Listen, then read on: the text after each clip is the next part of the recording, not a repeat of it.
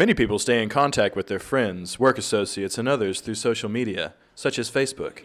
In fact, one might find many people, here in Maybe Library, socializing with their friends, sometimes face-to-face and sometimes through a computer screen. Facebook was founded in Cambridge, Massachusetts by Mark Zuckerberg, Eduardo Saverin, Dustin Moskovitz, and Chris Hughes, and it was launched February 4, 2004 as a social network service.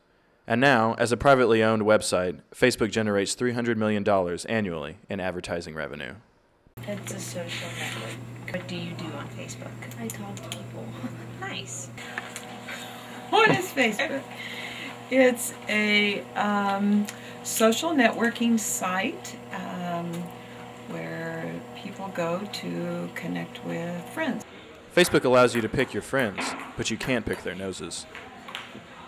Friends they know and friends they may get to know on Facebook.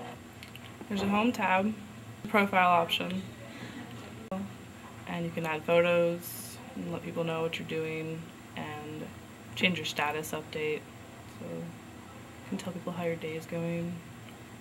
What does your status update say right now? But I really like Big Bang Theory. Does your status update always have to do with movies? No, sometimes it has to do with my cats. Basically keeping up with friends, seeing what they're doing. Nowadays everybody gets married super early and having babies and stuff, so just like to keep up with their friends.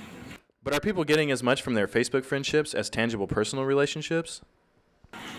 I think people are being more social with more people, but less social in face-to-face interactions.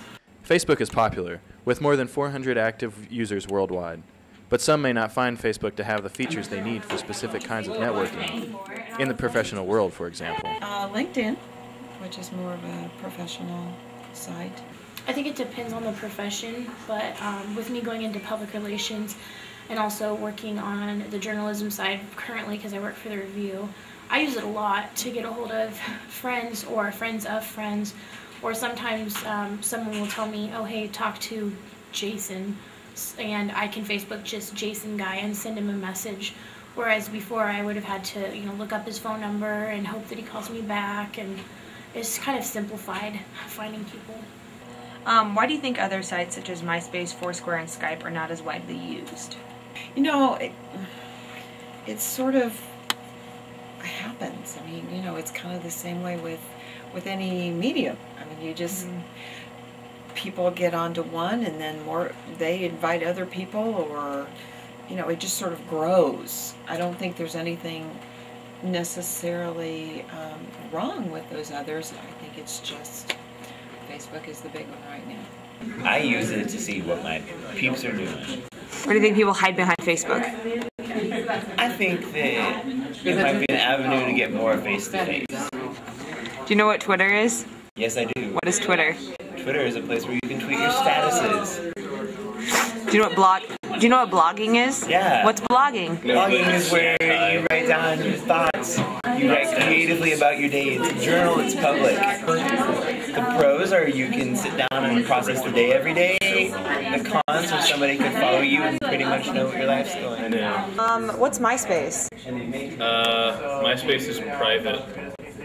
Respect my space. I don't like when people invade my space. While users reap the benefits of better social connectivity, the exhibitionism that comes hand in hand with social media could be a drawback.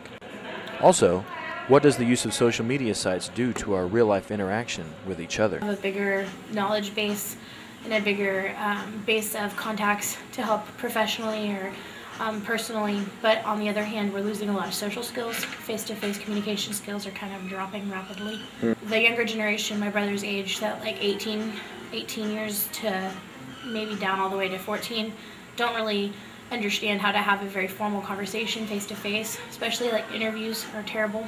So with everything, there are drawbacks to the convenience of social media, whether it be LinkedIn, a professional tool similar to Facebook, Skype, an instant messaging site, Blogger, or MySpace. Even though some sites offer different ways of reaching people in different contexts, they all have one thing in common: connectivity, something Facebook users would rather be with than without. I love it. I feel like it's really taken over the world. When I graduated from undergrad in 05, it was, it was new. It had just happened. So old. and it's changed a lot, and I feel like it's taken over many hours of my life since then. But just like anything else, it's all about moderation. It's obviously not good if you spend 8 hours a day on Facebook.